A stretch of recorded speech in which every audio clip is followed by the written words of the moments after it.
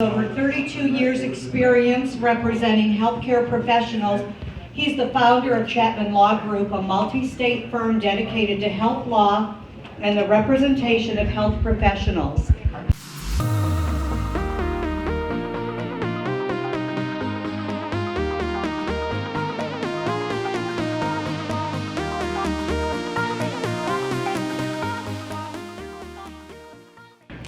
Florida Patient Brokering Act basically means that it's kind of like the Self-Referral Act. You can't broker patients out. You can't send a patient to your friend, or to your wife, and then your wife sends a patient to you, or to your kid, or have all these referrals back and forth.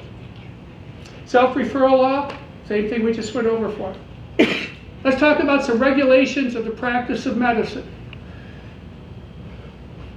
I don't want to say mean things against the Board of Osteopathic Medicine or against the medical board, but they really harshly interpret a lot of these rules. And so you have to watch them. Now here's the thing.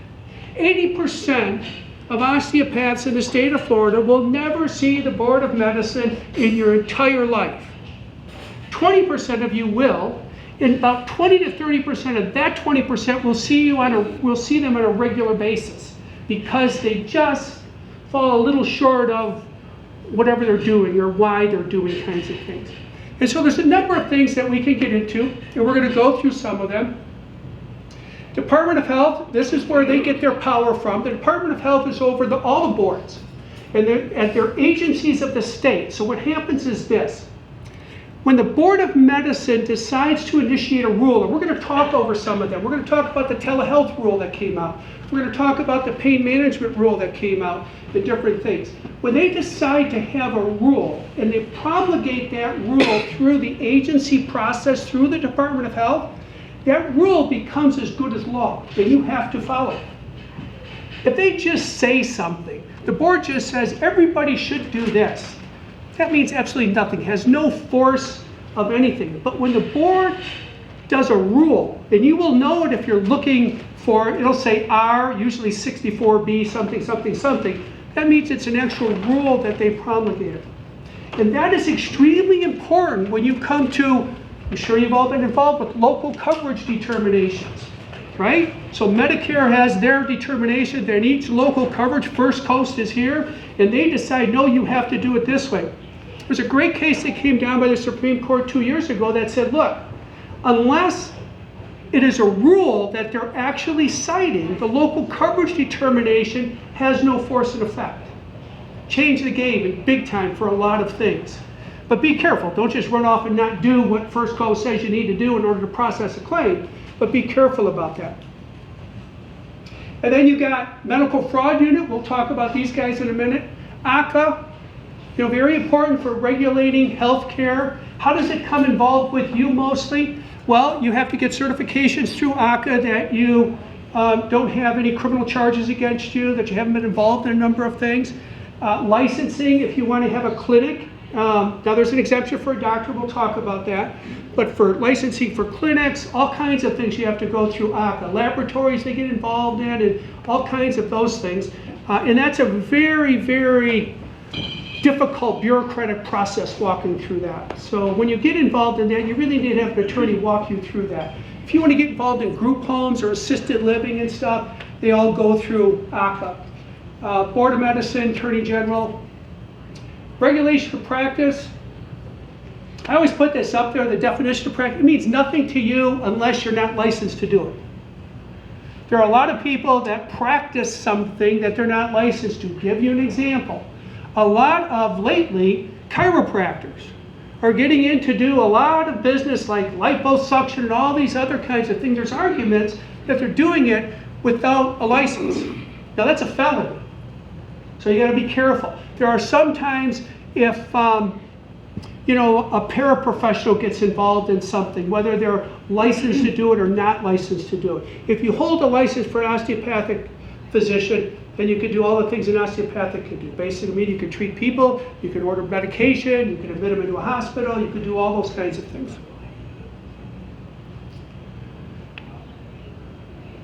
This is just some issues for your licenses. Just remember these little things down here.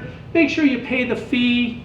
I can't tell you how many cases over the year, well, the fee got lost in the mail, and then the license didn't get renewed, and then they found out for 3 months, 2 months, they didn't have a license. And you say, well, that's no big deal, except now you got to notify Medicare and Medicaid and TRICARE and everything else, and every bill that was paid during that period is a false claim. Every false claim carries 3 times the value, plus you might get on the exclusionary list. So it's a huge deal to make sure your license is renewed when your license ought to be renewed, and paying your fee would be a terrible reason to not have your license, not paying it. Update your profile, complete your workforce study. Financial responsibility we're going to talk about. Make sure you either have self-insurance or insurance or whatever, we'll talk about that.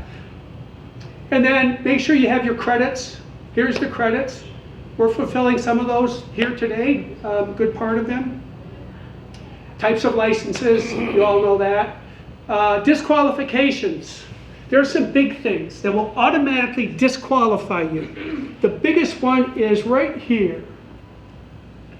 You get charged with healthcare fraud, with filing a false claim, with anti-kickback, even if it might not be related to the practice of medicine. Let's say not your actual practice. Let's say you had a side business of doing something else with healthcare. You were involved in a marketing group that marketed to physicians, that arguably there was fraud when you referred people for DME equipment or whatever. Anything with Medicare, Medicaid, you lose your license. There's no going back. There's no getting it back. You're done. So don't be, it's okay to be accused. You can't be found liable for healthcare fraud, for sure. That's one of the big things. And remember, filing a false claim can be civil or criminal.